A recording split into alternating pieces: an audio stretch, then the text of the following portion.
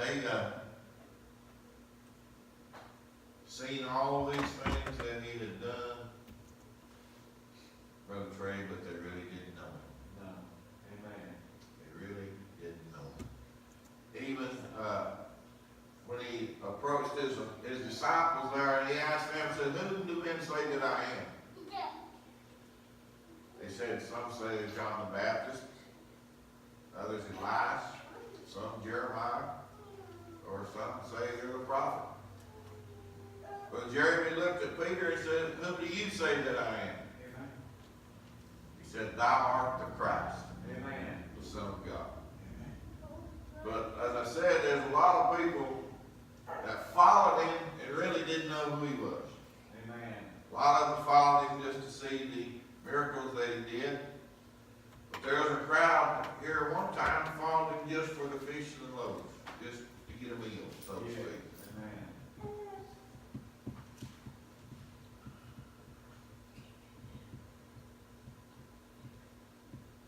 In the 6th chapter of St. John, I'm not going to read all this. 35th verse, Jesus said unto them, "I am the bread of life. He that cometh to me shall never hunger, and he that believeth on me shall never thirst. But I said unto you, ye also have seen me, and believe not." Then I'm going to skip down here to the 43rd verse. Jesus therefore answered and said unto them, "Murmur not among yourselves. No man can come to me, except the Father which hath sent me draw him, and I will raise him up at the last day. It is written in the prophets, they shall be all taught of God. Every man therefore that hath heard and hath learned of the Father cometh unto me. Not that any man hath seen the Father, save he which is of God, he hath seen the Father. Verily, verily, I say unto you, he that believeth on me hath everlasting life. I am that bread of life." Amen, brother. They didn't know him. They didn't know what they had in their midst. Amen. Your fathers did eat manna in the wilderness and are dead. This is the bread which cometh down from heaven, that a man may eat thereof and not die. That's providing you follow the Lord. Amen. Yeah. I am the living bread which came down from heaven. If any man eat of this bread, he shall live forever. And the bread that I will give is my flesh, which I will give for the life of the world. Brother Trey, he did that when he hung on the cross. Amen. Right, brother. We just come through the Easter weekend. Jesus said, "I have meat to eat that ye know not of." Then they asked, "Does any man give this man meat? Is not he dead?" Jesus said, "My meat is to do the will of him that sent me, Amen. and to finish his work. I am that bread of life. Your fathers did eat manna in the wilderness and are dead. This is the bread which cometh down from heaven, that a man may eat thereof and not die. I am the living bread which came down from heaven. If any man eat of this bread, he shall live forever. And the bread that I will give is my flesh, Amen. which I will give for the life of the world." He did that. The Jews therefore strove among themselves, saying, "How can this man give us his flesh to eat?" They just kind of preachers, taking a bite out of his arm or whatever, eating naturally. Amen. Verily, verily, I say unto you, except you eat the flesh of the Son of Man and drink his blood, you have no life in you. Whoso eateth my flesh and drinketh my blood hath eternal life, and I will raise him up at the last day. For my flesh is meat indeed, and my blood is drink indeed. This takes us back to the communion service. Amen. The bread. This is my flesh. Amen. When we partake of it in the sincere way that he wants us to do it, when you partake of that bread, he said it is his flesh. Amen. This is my body. That's when he broke the bread and gave to them. Take, eat. This is my body which is broken for you. When he took the cup, he said, "This is the blood of the New Testament in my flesh." This This is the bread which cometh down from heaven, that a man may eat thereof and not die.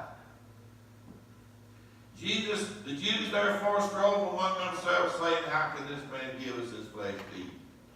Then Jesus said unto them, Verily, verily, I say unto you, except you eat the flesh of the Son of Man and drink his blood, you have no life in you. Whoso eateth my flesh and drinketh my blood hath eternal life, and I will raise him up at the last day. For my flesh is meat indeed, and my blood is drink indeed. He that eateth my flesh and drinketh my blood dwelleth in me, and I in him. This is that bread which came down from heaven, not as your fathers did eat manna in the wilderness and are dead. He that eateth this bread shall live forever. Amen. Many of these things said he in the synagogue as he taught in Capernaum. Many therefore of his disciples, when they had heard this, said, This is a hard saying. Who can hear it? When Jesus knew himself that his disciples murmured at it, he said unto them, Does this offend you? Whoso eateth my flesh and drinketh my blood. But what I'm getting at, these people followed him. When he put this saying to them, many turned and walked with him. Amen. Right. Yeah, I want to follow the Lord. And some of them, they followed him afar off.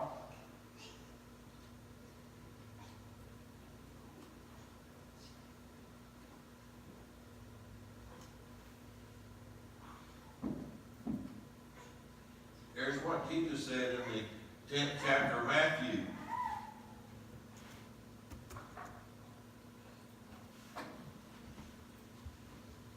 And I'm going to start in here at the 34th verse.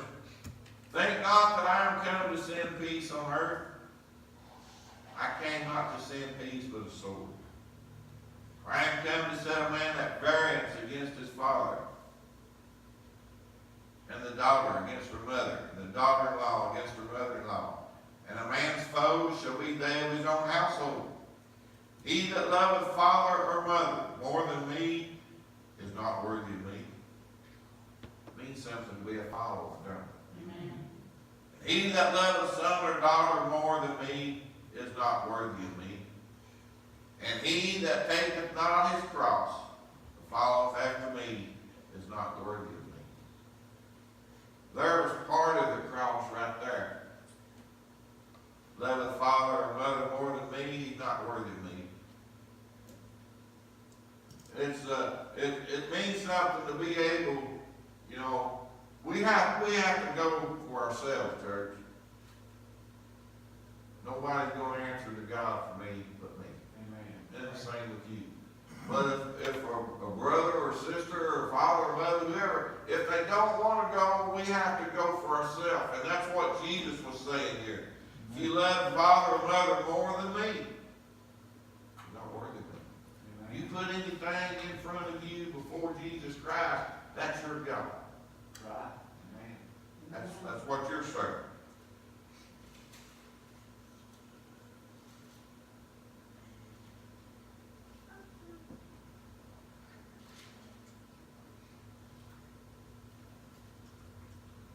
I quoted this a while ago. Let me get back over to 16th chapter of Matthew. When Jesus came into the coast of Caesarea Philippi, he asked his disciples, saying, Whom do men say that I am? All the time that the people followed, they knew him by name as far as Jesus. This is the carpenter's son. But they really didn't know. Whom do men say that I, the Son of Man, am? Jesus told them who it was, the Son of Man. Son of Man. And they said, some said thou art John the Baptist, some Elias, others Jeremiah, or one of the prophets. He saith unto them, But whom say ye that I am? Simon Peter answered and said, Thou art the Christ, the Son of the living God. Amen. Then Jesus answered and said unto him, Blessed art thou, Simon Bar-Jonah, for flesh and blood hath not revealed it unto thee, but my Father which is in heaven. It means something, I said, to want to follow the Lord. It's easy to say, I'll go. Can you just picture in your mind, here was Peter and John down there mending their nets. They were fishermen by trade. Yes. Jesus walked down by the seashore where they were at. All he said was, follow me. Follow me. They left their nets. They told their dad, hey, we're leaving. We're going to go with this man. They left their livelihood. Amen. It's easy to say, I'll go, but will you really go when it comes down to the trial, to the test? And he saw Peter and John. All he said, follow me. In one place he said, follow me and I'll make you fishers of men. At that time, I don't guess they really understood what he was trying to tell them, Brother Trey.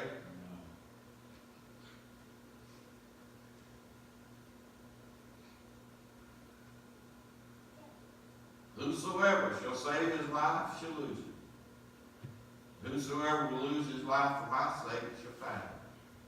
For what is a man profited if he shall gain the whole world and lose his own soul? What shall a man give in exchange for his soul? Amen. For the Son of Man shall come in the glory of his Father with his angels, and then he shall reward every man according to his works. Yeah, and I said that it means something. I'm determined by the help of the Lord to follow Jesus all the way because I know what's going to be at the end of the race. Amen. That's right. I know what we're going to receive at the end. But it's awful easy to, just like Peter when he stepped out in the water to follow, to go to the Lord, it's easy to let your mind get off of where you're headed. Amen. When he looked around, he saw the waves boisterous and the wind blowing. He took his eyes off of Jesus and he began to sink. And that's what happens, church, when we take our eyes off of Jesus. That's right. Amen. We'll begin to falter. We'll begin to go under. Yes. That's right. Yeah, but my mind tonight, my destination is heaven. Amen. Yeah, and I know y'all are headed in that direction or you wouldn't be here tonight. But we're here because we need a closer walk with the Lord. Amen. We're here to get something for our soul. I just quoted and read a few places here that means something to follow the Lord. Amen, brother. That's right. It's easy to say, I'll go. The Bible said, let no man say when he is tempted that I am tempted of God. For God cannot be tempted with evil, neither tempteth he any man. But every man is tempted when he is drawn away of his own lust Amen. and enticed. Amen.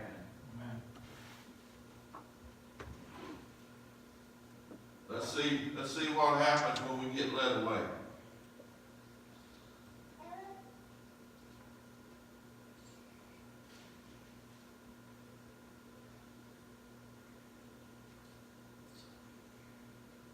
In the 13th chapter of Matthew, Jesus was speaking here.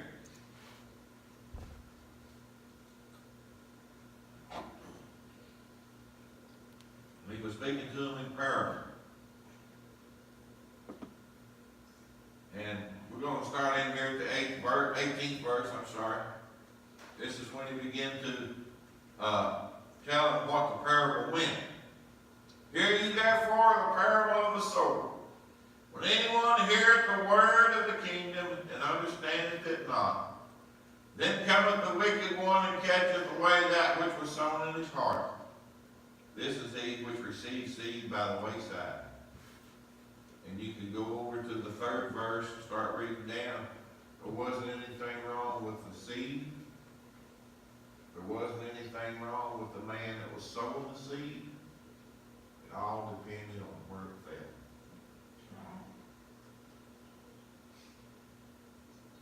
He that received seed in the stony place is the same as he that heareth the word and anon with joy receiveth it. Yet he hath not rooted himself, but doeth for a while. For when tribulation or persecution ariseth because of the word, by and by he is offended. He also that receives seed among the thorns is he that heareth the word, watch this, church, and the care of this world, the deceitfulness of riches, choke the word, and it becometh unfruitful. I believe Luke said, and the lust of other things. I believe he put that in there.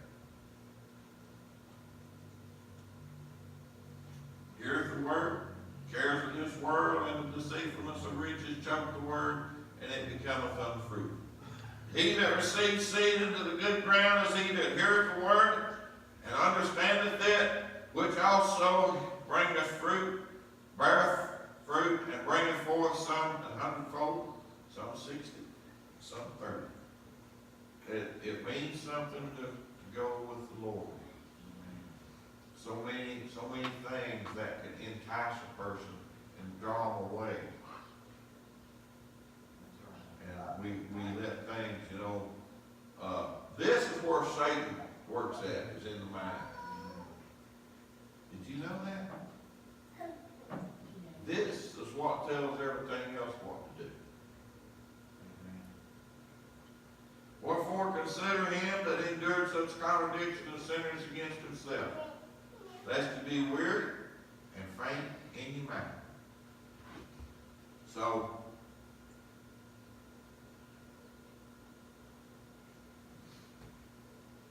when we decide to follow the Lord, that's when the fight starts.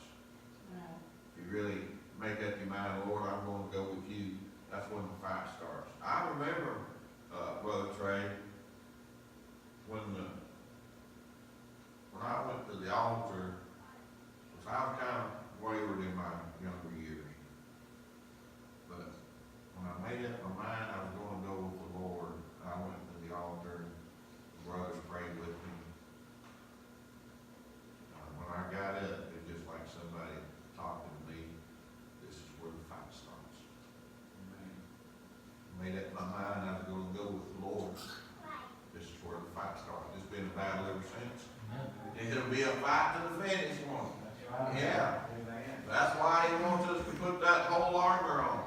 Whole armor of God, that you may be able to stand against the wiles of the devil. He's a master of deceit.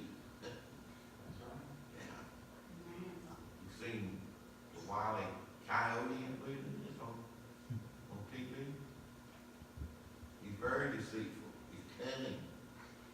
That's the way Satan works. Put on the whole armor of God, that you might be able to stand against the wiles of the devil.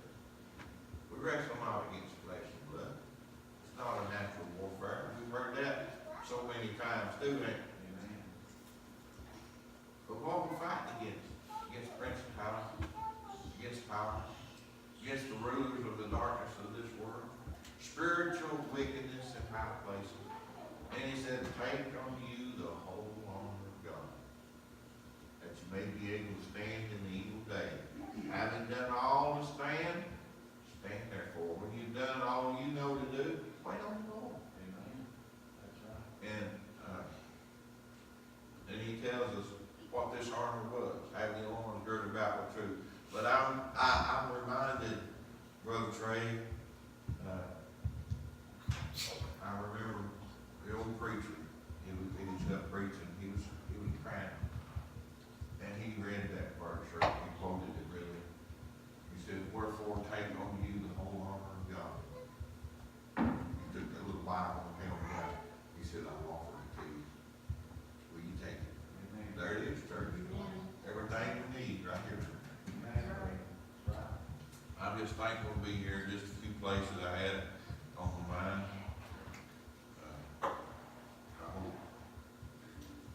Hope you got a lesson out of it. Keep the sunlight in your face. Don't be no shadows. Paul said, looking unto Jesus. All finished our faith. As long as Peter looked